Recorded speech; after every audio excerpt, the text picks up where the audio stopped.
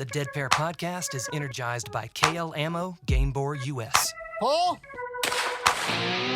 Welcome to the Dead Pair podcast, coming in hot with everything you want to hear about sporting clays. Guy Fiocchi. How are you, gentlemen? Thanks for having me. Anthony Matarese Jr., how you doing tonight? I'm doing pretty well. Welcome back, David Radulovich. That's a net positive. Brad Kidd. Corey Cruz. Thank you for joining us this evening. Now I feel awkward. With your hosts, Jason Rambo One more Red Bull for you. and Sean Alley. Woo, yeah! Christmas. Let's do it. Often imitated but never duplicated. It's the Dead Pair podcast. And now, it's showtime. That young lady said it's showtime. Well, by God, I guess it is. What's up, Large in Charge? We are back in here ready to get to work. Yes, we are. And I'm fresh off the heels of an embarrassing performance down at the AFS Nationals, so Yeah, we'll just leave that alone. We're not even going to go into that at all? No, but I will say hats off to Wendell Cherry and his lovely wife. Them and their staff did a phenomenal job. The grounds, Big Red Oak is awesome. Got to check it out. Over 3,500 acres. Wow. Yeah. Big place. Yeah, and the sporting only encompasses like 1,200 acres of it. So, land for days to play, And it was hilarious. Wendell was out trapping, believe it or not. I went up to him and I said, all the years of looking up to you, I never thought you'd be trapping for me. So he got a big smile on his face. It was really cool. Mark Baltazar, of course, was down there. And hats off to Christopher, who won it last year, won it again this year. Right. And this time he needed the handicap, though, and it was by like a fraction. He beat James Gardner. So Wow. Good for him. That's awesome. Well, that's cool, man. How was the targets? Targets were good. They were fair. No eye tests. No, anything outside of. I don't think there was anything. There was one, maybe two targets that were outside of, say, 50 yards. Okay. Everything else is pretty reasonable. Yeah, there was a couple X-birds that were. Oh boy, they tested you. Well, that's an expert. That's an X-bird, right? First time running the AFS Turbo format. That was pretty cool. But or at least first time for me. Excuse me. Mm-hmm. But yeah, no, it was a good shoot. Wish more people would have been there. I think the overlay with the schedules had a lot to do with it. There was 2 or 3 other shoots going at the same time. You had Diamond Classic, you had South Carolina State, so I'm sure that conflicted a lot of people. But. Yeah, definitely. So, final thoughts on that? I got a lot of work to do. Okay. That's my final thought. There it is. So, hey, we got a giveaway. So, yes, we don't do these very often, and Ranger was kind enough to donate 4 pairs of the new Duster glasses. Nice. They've got the 1 pair of Dark Knight, 1 pair of Miami Vice, 1 pair of the Green Monster, and 1 pair of the Stars and Stripes frames. Real simple, folks. This doesn't get any easier if you want to enter this.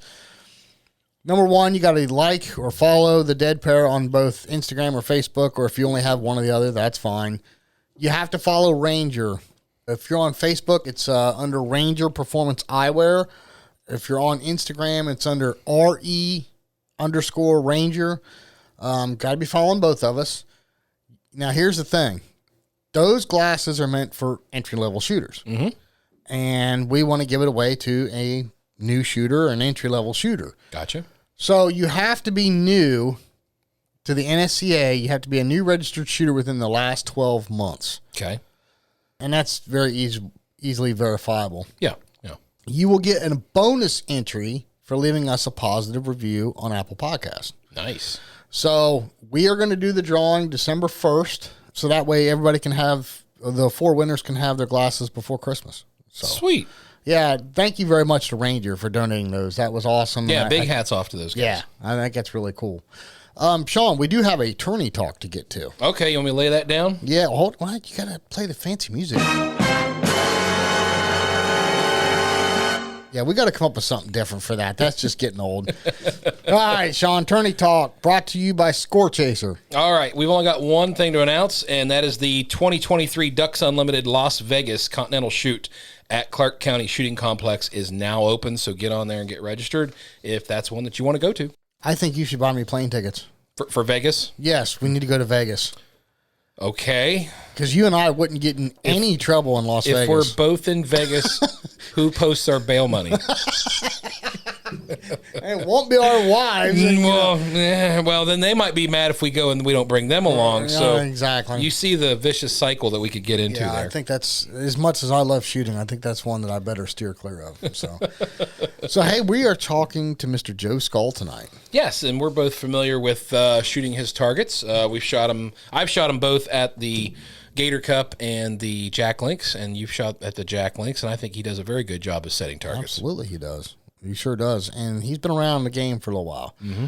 So I'm anxious to dig in and talk to him on some of this and, some of his coaching. As you remember, he helped Gracie out. Right. Yeah. Right. So let's get Joe on the phone. Do it.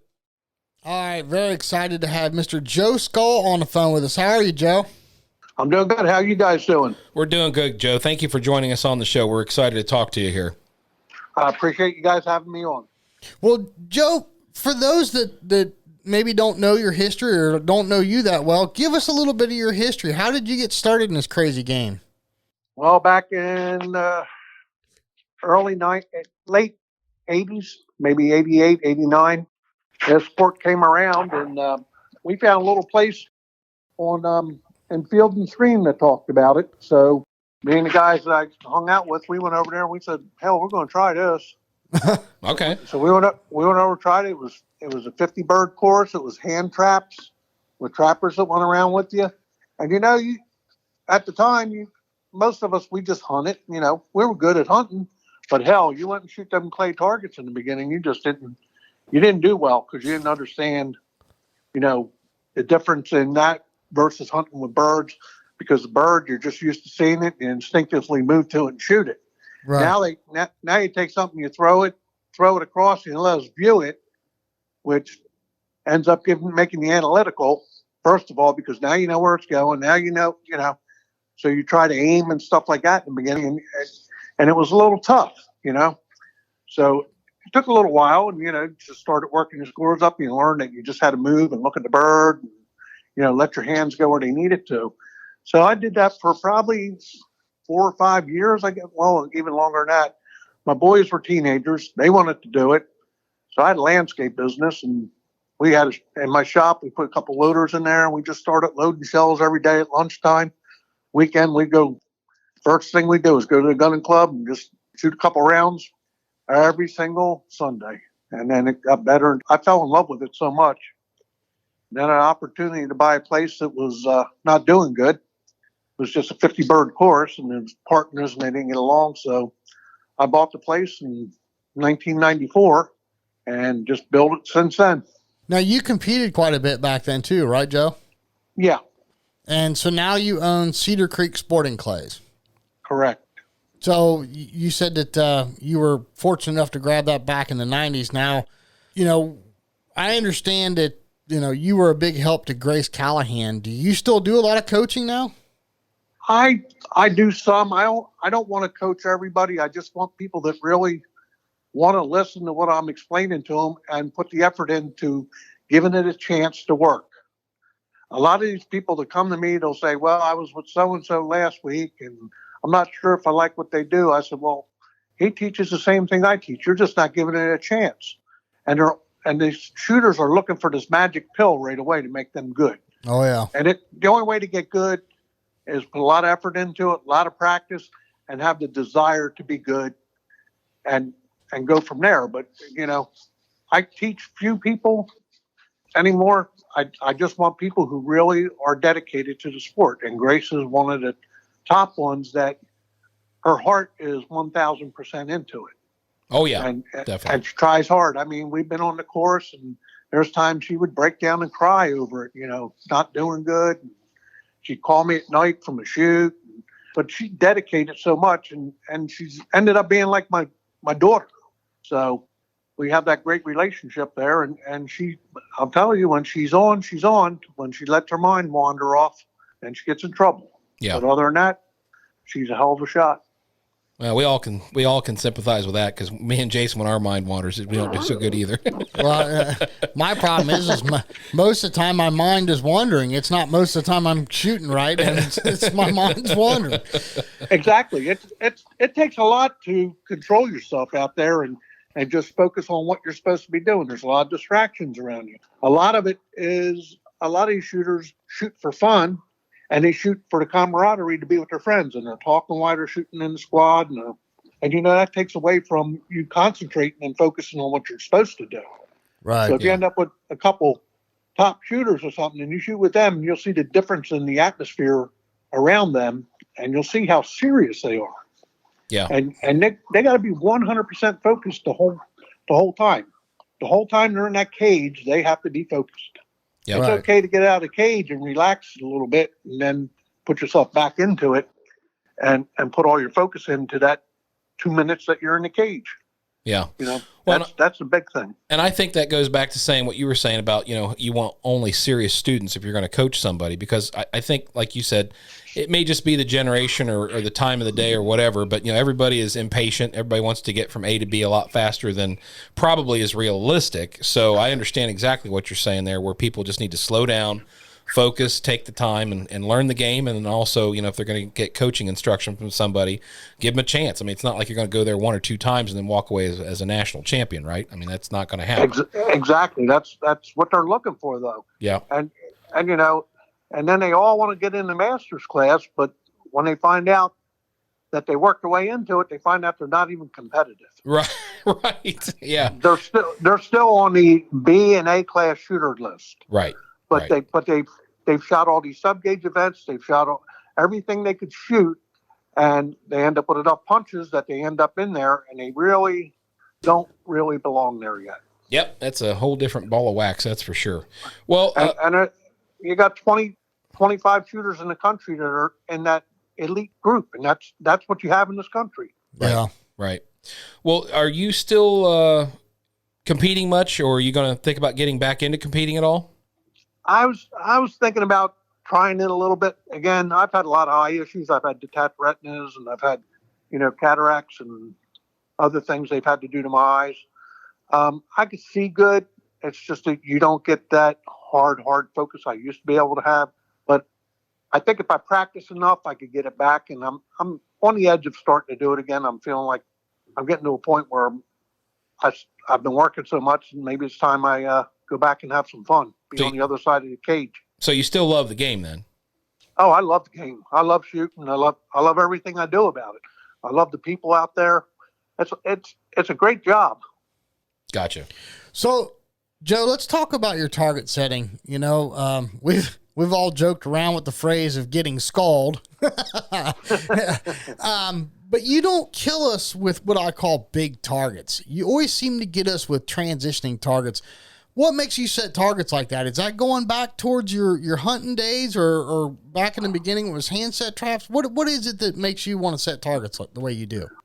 Well, back in the day, if you threw a target over 30 yards, you were going to get hung and shot. Yeah. First of all, you go back in the 90s, early 90s, and that you didn't see targets like that. Right. You never seen targets like that. And I think I've set enough handsets back then and put enough twist on them and things like that just to throw the shooter off a little bit. I'd rather throw targets for you guys for the entire deal that you get in there and you go, oh, I can break this. Yeah. Okay. Yeah. I don't need to throw targets. You get up there and go, oh my God, how am I going to break that? Right. I mean, that's not doing my job right. That's just anybody could throw a far, fast, hard to see target. I don't care who you are. Well, and I think that's a good, valid point. Jason and I went to the Jack Links tournament this year, and of course, blue course and red course. We saw the vast difference between your targets and what Doug Vine set out on the blue course, and that's exactly what we felt. It's like, wow, these things are just completely over the top, Well, yeah, it's a good mix. What me and Doug do, I believe. Oh yeah, because it balances it out, and Doug sets awesome targets. It's just he sets them in every station. Right. Yeah. He doesn't let up the whole course through. No way. So like Zach Keenbaum comes to me, he goes, he lost the Jack Link because of my course. He missed those little transition birds on the end. He says that's what cost him. Now, when you take the bigger shooters and you put them on Doug's course, they go out there and no problem. They're like, okay, I need to be 8-10 foot ahead of that bird, break it. To them, that's given. That's not hard. For the average shooter, they go down and they're lost. They don't know how much they need. They can't meet the bird. They can't connect with it because they don't understand enough of it and have the right mechanics to do it. So now you got the small shooters. They're on the defensive side. Yep. They're just trying not to miss. The big guys, they know they can stretch it out and break it. Now you take them and you put them on a course where the course I set is a lot tighter. You don't have the room for the big targets. So now you just flip the roles on it. Okay. Now the little guy feels like he's comfortable. He can get some good scores. At least he thinks he can. And the big guy, he gets in there. He's like, now he's defensive. I can't miss this target because Anthony won't miss it. If I miss this one, Zach won't miss it. Mm-hmm. So the small birds in there. So what you're doing is you're putting another mental thing on top of the big guy now, because now he's shooting a little more defensive. Gotcha. So it reverses it. You see what I mean? Yeah. So you're not really a big fan of far and fast, right? Well, I like to put a couple in there. Mm-hmm. Believe me, I like throwing them. I love setting Fiocchi because I can put bigger birds out there. I can still put that little twist I put on them that makes you think it's doing one thing and it's doing something else when you read it. I love throwing hard targets, but the place to throw them is U.S. Opens, Nationals, Fiocchi, and things like that. They're supposed to be a little harder. Right. So I step it up and I go that extra 10 yards, 15 yards, whatever, on some targets just to balance it out. We don't need all that big stuff to beat people. Right. So, Joe, you've been around this game for a long time, obviously, right? I mean, in your opinion, what are we missing the boat on? And what I mean by that is, what can we do or what should be done to make the game bigger and better than what it is? Well, there's a lot of things. Right now, the biggest problem we have with the game is the cost of ammo, getting ammo. Everything's very expensive. It's going to become a sport where only the people that really have money are going to be able to even go shooting competitions anymore. And I don't see a way for that pricing to come down right now. And will ammo ever come down? I'm not even sure. I mean, it seems like most of the time when a product goes up, it never really comes down. You know what I mean? Yeah. Right. Yeah. The one thing that I think we need to do is we need to keep the targets in line so that when you go to even the bigger shoots, people are spending $2,500, $4,000 for that week to be at that shoot. Mm-hmm. They don't want to go home shooting a 52 out of 100. Yeah. On each course. Now I was thinking I spent $4,000. I shot 103 out of 200. I mean, that's no fun. Right. That's no fun for anybody. And I think when we get that point where they're setting targets that hard, they're really taking the shooters away from us. You're just, there's people that don't even finish shooting. They just quit. Now it's not just at that big shoot. Now they don't go back to their local club because they quit shooting. Right. Yeah. And that was something I was going to reference earlier. Sorry, John, I didn't mean to interrupt you. Something I was going to reference earlier when you were talking about target setting is it seems like, I've seen what you would call, or what a lot of big shooters would call soft targets, still beat up some of the guys at the top of the game. So what you're saying is, to close out here on that, is you don't really need the big targets to have a good competition. No, you don't. You just need to know how to throw targets that make the gun management the issue. Gotcha. More so than targets. I could take two easy targets and throw them backwards and make you move that gun the way you don't want to move it, and then try to shoot the other bird in the wrong position to start with. And that's where I'll get most people to trip up and miss a target.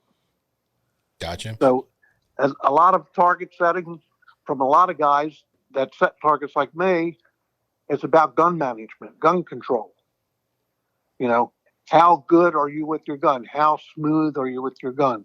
You look at some of the big guys and it's effortless. They don't even look like they're moving when they shoot. Mm-hmm. And that's why they get the scores they do, because they're so focused on the bird. The most constant thing out there is the target. Now, if you can keep your eyes with it and keep your hands with it, you're going to do really good. But if you're whacking that gun around a little bit, you're going to miss a lot of birds. Gotcha. Gun management's a big thing. Well, Joe, do you have like a favorite type of target to set? I mean, like rabbits versus batus versus minis versus standards. I mean, do you have like a favorite that you always go to, or you always try to set something with it? Well, I find before we were doing a lot of rabus, we've done them for a long time, but I've done it a real long time ago, and everybody complained about it, so I stopped. I took the machine back and set it back to the way it was because nobody could hit it. Okay. So I find that if you take a rabbit and throw it as a chandelle, it fools a lot of shooters. You'll fool shooters. It doesn't have to be far. It doesn't have to be fast. It's just that it's a big, heavy target, and they misread it. That target's slowing down more than a standard target. Okay. Well, with that said, do you have a certain or a favorite type of terrain that you like to work with, or maybe even a favorite course that you like to set targets at? Well, I've set targets all over the country. I would love to have a little bit of terrain. I would love to have some rolling hills to work with, or stuff I can throw under my feet. But like at my club, I built some raised stands up. I big mounds of dirt and put the shooters up on there. That way I can put targets under their feet, put targets, just get them out of their shooting on the flat land. A lot of times I look at the land and I could set targets, and I look at the ground and I say, well, that ground's going up to the right. So if I throw a target climbing that line and the shooter thinks it's running flat when it's really going uphill because the ground's going uphill and they don't read that, things like that is what I use to throw people off whenever I can. Gotcha. Now, do you typically bring people out to test your course before you actually, have the tournament? Like you bring one or two shooters that you know that aren't going to shoot the tournament, and then maybe give them a dry run or anything? No, we don't usually do much of that. At the big shoots, the real big shoots, a lot of times we'll go around and vet the targets. Like the target setters will go around together. We do that at nationals. We go through all the courses together. We all give our opinion on what we think. We look for safety issues. We look for, time for the shooter to shoot it. We look for if it takes more than 4 seconds or 3 seconds to shoot that pair, you can't do that because with that number of shooters, you'll back to shoot up. The flow will get so bad. Things like that we look at. But for the most part, I'm pretty comfortable with what I set, and I like to get done like at least a day or two ahead of time. That way, overnight, my brain just works, and I'm like, maybe I should go look at that target again on station 4 or whatever. I'm not comfortable with it, and I'll go out and look at it again, and I'll get somebody to go look at it with me. And most of the time, I leave it because usually your best set's your first set. When you start messing with it, you mess it up. Think long, think wrong, huh? Yep. You start going out there thinking about it. There's guys that go out there and they start thinking about it. Next thing you know, they're out there moving them. Yeah. and then they're moving the next station. And I try never to do that. I try to think it out before I set it, know my yardage, know where I'm at, and make sure it's visible for the shooter to see, not in the sun. And I let it go. I have that much confidence after 28 years of doing it and I've made my mistakes in the past, and you learn. Well, Joe, we're very excited to have you up here for the Ohio State shoot next year. I mean, that's already been talked about, and we're very excited to have you up here for that. So we'll be getting full taste of that up here in the north here next year in August. Yeah, that'd be a lot of fun. Well, yeah, absolutely. Tell us about Cedar Creek. Where is it located, and what all do you have to offer there? Cedar Creek is in South Jersey. It's in Millville. It's about 45 minutes from Philadelphia. It's about 45 minutes from Atlantic City. It's very accessible from New York, Delaware, Maryland, Pennsylvania.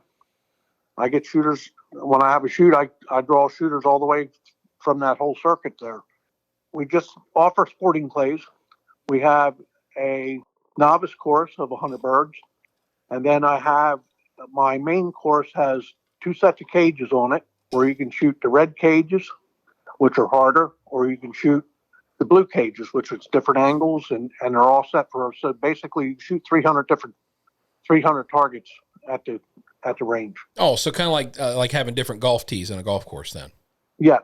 Okay. So change the angles. You change, the cage might be 20, 25 feet away from the other cage. It might be 50 feet away from the other cage. But just moving that little bit really alters what you're seeing and what you're getting with the targets. That's interesting. We don't have anybody doing that here in Ohio, so that'd be interesting to shoot something like that. Yeah, that's awesome.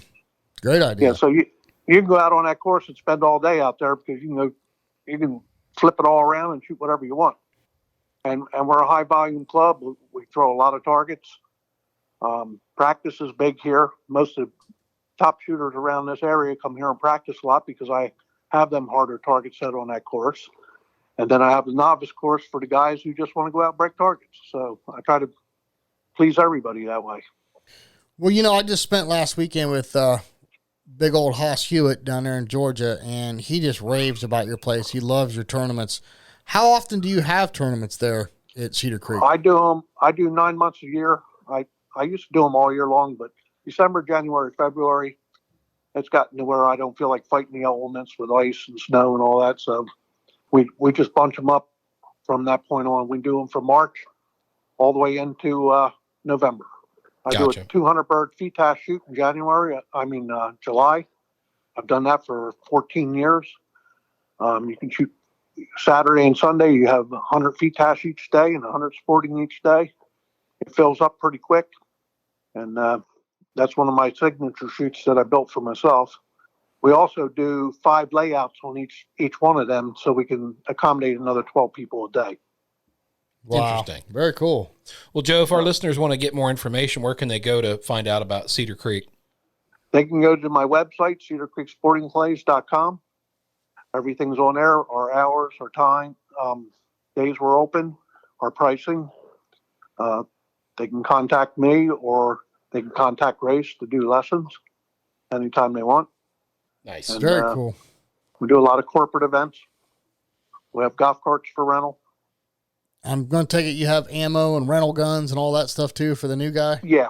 Yep. We have everything they need. We do a lot of corporate groups. Very cool. Well, Joe, we do this thing called rapid fire on here. It's about your own personal equipment. And since you're getting back into competing again, we felt this was point here to bring this up. So what gun do you shoot? I shoot a Krieghoff Parkour. 32-inch barrels? 32. Yeah. Okay, 32s. And are those ported? No. No fixed chokes. Fixed chokes, okay. Mod improved. Mod. Okay. Okay. What shells do you use?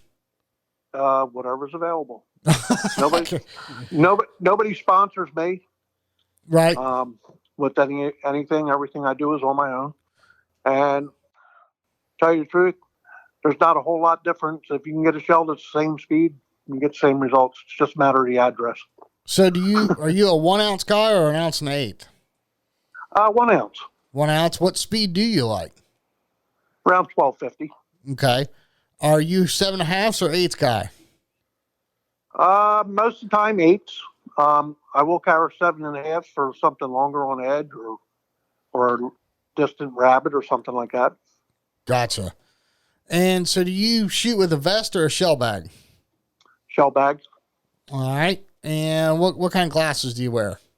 Rangers. Very nice. Dr. Colo is my guy for that stuff. He's awesome. Yes, he is. Ear protection. I just have molded earplugs, old ones that I've had forever. Right now I wear my hearing aids and then I put muffs over top of them. I just turn my hearing aids off.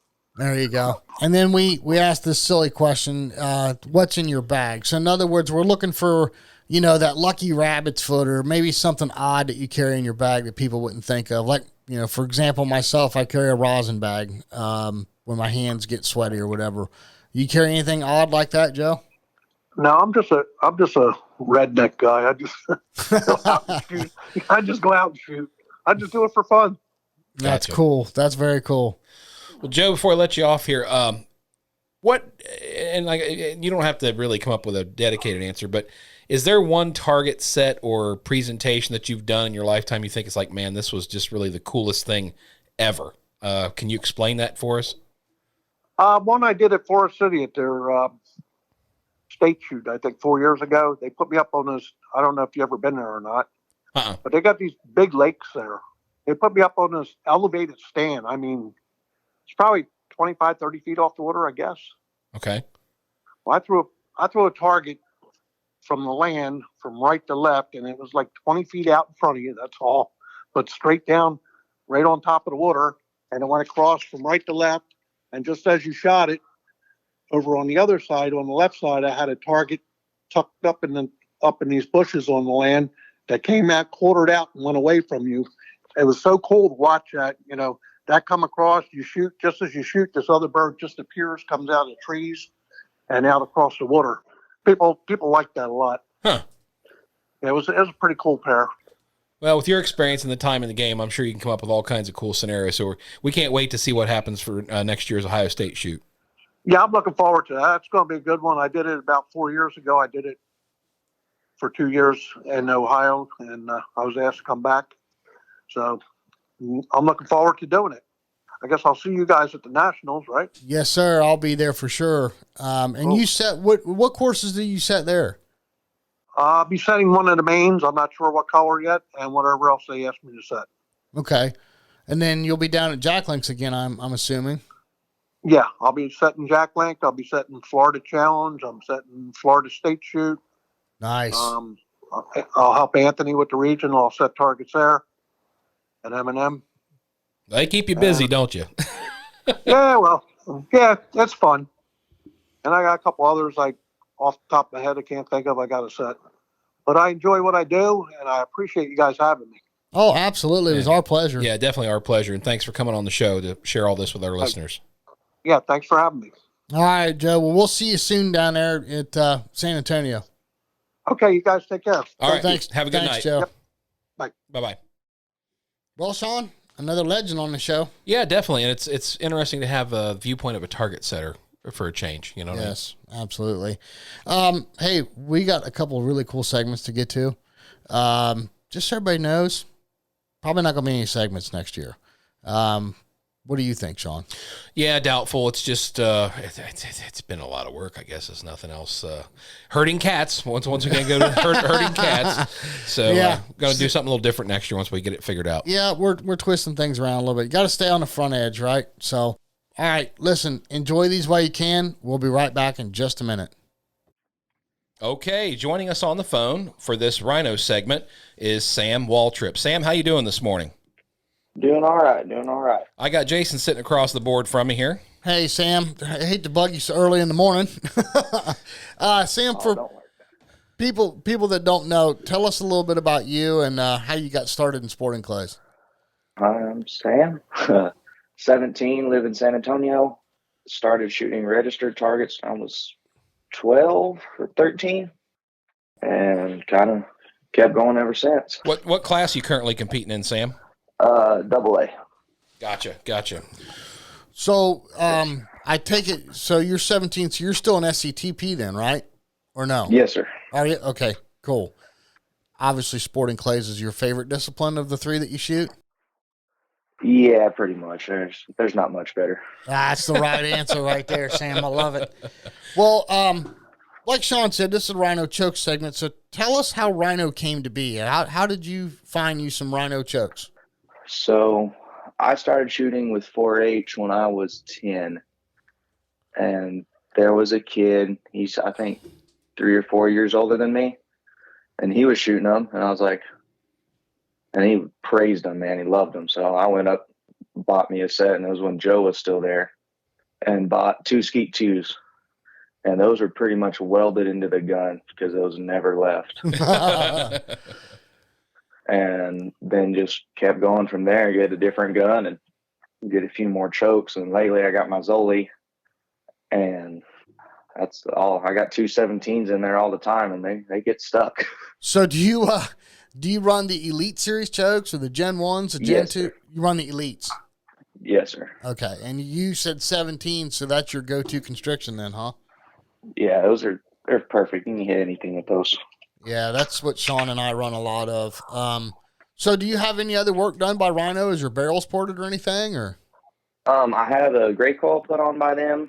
I've had forcing cones and a couple of guns, and we take everything to them to get cleaned and fixed if it's broken. But sounds like you're definitely using them for a lot of their different products. I mean, because we talk all the time about the chokes and about the barrel porting, but yeah, the forcing cone work, the butt pads, the gray coal butt pads, they do all kinds of work, so you can get a lot of stuff done at your guns. So Sam, let me ask you this: if you were talking to somebody, I mean, obviously chokes are kind of a hot topic out there on the course. If somebody was on the fence about trying some Rhino chokes, what kind of advice would you give them? Well, so for me, my like number one thing is that I have an insane amount of confidence in them. Mm-hmm. They've never let me down. I've never had a mistake where I've been shooting where I've been like, oh, it's the chokes fault. I always know that it's me. That's how that goes. Yeah, well, don't we all? As much as we'd like to blame it on other things. They're consistent. I've never had any sort of problems. Like I said, they get stuck in the gun when they get left for 3 years and you don't clean it, but it's fine. As long as they're tight in the gun, I guess that's better than being loose. That's all that matters. Yeah. Right. Well, listen, Sam, we're going to run, but thank you very much. We appreciate you spending a few minutes with us. We want to wish you guys the very best for the 2022 season, the rest of it, and hopefully get out there and break them all, buddy. Will do, man. Thank y'all very much. Thanks, Sam. See ya. All right. Bye-bye. All right, joining us on the phone for this Atlas Trap segment is Ken Kupsch. Ken, how you doing this evening? Good, thanks. How are you guys? We're great. Jason's sitting across from me here. Ken, you're joining us from clear up north of the border there in Canada, huh? Yeah, I'm in Edmonton, Alberta. Awesome. Well, how did you get started in this whole wacky game of clay targets? Well, that's a long story. I'm a pistol shooter, actually. Oh. And I shot my whole career shooting pistol, and actually had 10 years in cowboy action shooting. But in 2016, I started. I think what got me going was I shot the NRA World Championships, and they had a double wobble trap, and I didn't even practice for that stuff. And I went out there and I couldn't hit anything, but nobody else could either, so that was okay. But I came home and I said I want to work on this, and then I just got addicted to it. Gotcha. Well, that's an easy answer there. So what discipline of clay targets did you really take to? Is it sporting, trap, skeet, or all of it? I started on a 5-stand because at our pistol range, there's a 5-stand set up. Mm-hmm. Okay. And that's where I started. And then I started shooting sporting. And now when there's no sporting, I'll go shoot some trap as well. Awesome. Very cool. So we're talking Atlas traps here tonight. How did all of that come to be? Well, I've got a shooting range. I help out at the Sporting Clays range here. It's called Blackmore Shooting Sports. Okay. But I have my own range too. It's a pistol range, and it's inside West Edmonton Mall, which used to be the biggest mall in the world. So I've had that for over 20 years. And as I got into Sporting Clays, I started selling more and more stuff to the shotgun guys that came into the store. And that's where that's where Atlas came in. I'm like, well, I got to sell some machines. And I looked at them and I just liked them. So Gotcha. had you demoed or tried any other machines previous to the Atlas? Well, I end up setting a lot of targets at the club out here.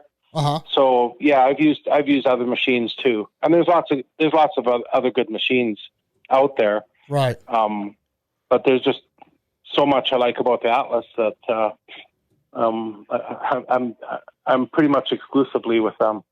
So obviously it's a cumulative of everything, but was there anything specific that really set you off and man, these Atlas are way better? What was there any deciding factors there with that? Well, like I said, there's lots of good machines, and some of them, would have the same things. But the first thing right off the bat is you don't need any tools to adjust them. Right. So when I get guys to help me set targets, the first thing they want to do is go on the Atlas ones because they're so easy to change. Right. Gotcha. So that would be the first thing. And I mean, they can throw extreme angles, very little breakage on targets. I like that they have the switch on the machine because some of the other ones, if they have a cord, you accidentally step on it and set it off while you're working on it. I've done that before. Oh, that's scary. Yeah, so I like that they have the switch in the machine. They throw consistently. Everything's American made, so any parts I need, they fire them off to me right away. That's awesome. Yeah. And I leave the machines out all winter, so they're out, and we have a miserable winter here in Alberta. I bet. Oh, So man. I've had the machines for I think this will be the third or fourth year, and they sat outside the whole time and no issues. Wow. That's a testament right there, because I know that's got to be some nasty winters up there where you're at. So yeah, the only thing is they're not submersible. I found that out. Trying to throw the underwater rabbit target. Well, there's a creek there, and we had a lot of rain, and then the beavers dammed it up, and a couple of machines got underwater. But we got them fixed up right away. But yeah, it happened fast. It was like it just flooded them. But Wow. Once it gets over the batteries and over the electronics, then you have issues. But, Yeah, I'm sure. But, yeah. Yeah, I haven't heard that one yet. Jason, have you? No. Underwater trap. Well, they do. Atlas does have a marine model, just in case you need it. So Yeah, there you go. You laugh, Sean. They do. Do they have- really? Yeah, yeah. Well, they have. I was talking to Scott Manspeaker, and they've got some, let's just say, wealthy clients, and they mount them on their boats, and they wanted something that was completely weather, water, and salt proof. So, Oh, wow. That'd be tough, just being out on your big yacht, and then I think I'll shoot some sporting clays. Let's bring the traps out on the deck and get after it. yeah, but no, they do have a marine model. You don't want to know the price tag, but yes, I bet. So Ken, of all the great traps that Atlas makes, do you have a favorite one? Do you have a favorite model? The biggest sellers for me are the AT50s and the AT150s, Okay, because they're individual traps, for individual guys. right. And then for the club, it's usually the AT300 or AT400s. But do you have a personal with- favorite, one that you like the best? Well, I have AT300s on clay bots, and that's what I personally shoot on. Okay, Cool. Very cool. Yeah, that's a neat setup right there. Yeah, and 300 is enough. I mean, you don't. It's not like you're filling them all the time. right. And they tilt all the way, and they're. I like the 300s. Gotcha. I haven't had the teal machine yet, but I want to get one of those. You talking about the RTC? The Yes, that one. Yeah, Rabbit the tail rabbit Shandell. rabbit teal Chandelle. Yeah. Yeah, you bet.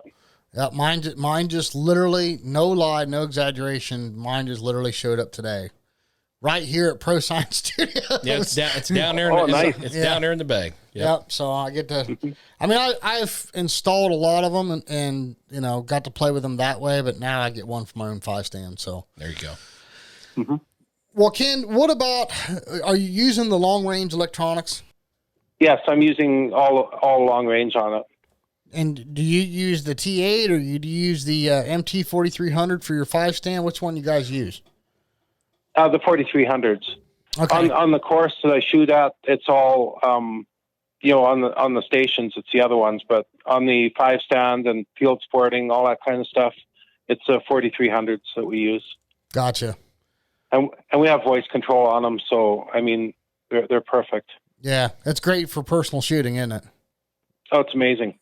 I think we've always got 9 or 10 machines out there, and half of them are on clay bots. So that's what you need if you really want to shoot. You need, you got to spend some money, I guess.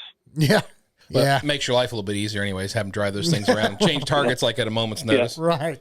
So one last question for you, Ken. Do you still compete any at all, or are you pretty busy with the business? No, I'm shooting sporting clays a lot, and I don't shoot pistol anymore. I think about 3 years ago I stopped. I was shooting steel challenge, a lot of steel challenge and IPSC, and sporting clays just kind of took over for me. Gotcha. So now I shoot a couple times a week plus competition whenever I can. Gotcha. So you've given yourself 100% to the dark side. We understand. Oh, exactly. Yeah. 110%. Yeah, that's awesome. That's awesome. Very cool. Well, Ken, thank you very much for spending a few minutes with us, man. We really appreciate it, and I'm glad to hear you're loving your Atlas traps as much as we do. Yep. Thank you for having me on. Our pleasure, Ken, and take care of yourself and enjoy the rest of the 2022 season. You bet. All the best to you. All right, you too. Thanks, Bye-bye. sir. Bye-bye. And we're back. We're back. Hopefully everybody enjoyed those segments. Yes. Well, Jason, I think definitely an interesting perspective from Joe. Been in the game a long time, yes, and he's definitely been around. And it's interesting to see how his mind works. To set targets and stuff. He doesn't believe in setting anything too far over the top. He believes in those old school targets that you and I used to shoot. Right. And he's still kicking everybody's butt by doing it too. Oh, so man. It's funny to think if you can go back in the Wayback Machine. I wonder what we would have thought of targets today. Oh, we've probably been like, what the heck? That's for the station over there, right? right. Yeah, exactly. Yeah, go to the U.S. Open this year and then look at that 20 years ago. Wow, that would have been an eye opener. Well, it's like Joe said. He goes, if you set anything past 30 yards, you would have gotten hung. Right. So yeah, now we're shooting 60, 70 yard targets. If you're lucky. Plus. Yeah, right. Plus. Yeah. So, but hey, listen, we've got some really cool stuff coming up. We are going to be releasing the clinic with Chad Roberts and David Radulovich. I don't know if we're going to do an audio podcast on that or not. There most likely will be a video cast. Yep. All on our YouTube channel, so make sure you check that out. Really cool for those of you that have never been to a clinic, never experienced a clinic, or maybe even if you have, just see what Chad and David have to offer. Yeah, which isn't a lot because those guys cover a lot of ground. Oh, my goodness. Between the two of them, man, you hook them up to a windmill, they power a small New Hampshire town. Yes, they could. But anyway, in the meantime, Sean Alley. Get out there, go shooting. Take somebody shooting with you. Take somebody shooting to a tournament. Take them to a fun shoot. Just get somebody with a gun in their hand and just show them how much fun this sport really is. Yeah, and it sounds like we need to add Cedar Creek to the bucket list. Definitely. Bucket keeps growing. Take them to Cedar Creek if you're over in that area. Absolutely. Check out Joe's targets and go meet Mr. Skull himself. And might run into Grace while you're out there too. Might run into Grace and get some instruction. Yeah, definitly. She'll set you straight. Yes, she will. And if you're in a bad mood, she'll make you smile. She always does. Guarantee it. She always does. I promise.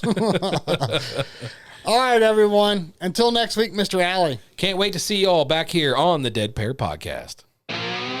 We'll see you next time on the Dead Pair Podcast. The Dead Pair. The Dead Pair Podcast is energized by KL Ammo Game Bore US. The Dead Pair theme song was written, arranged, and produced by Toby Tomplay.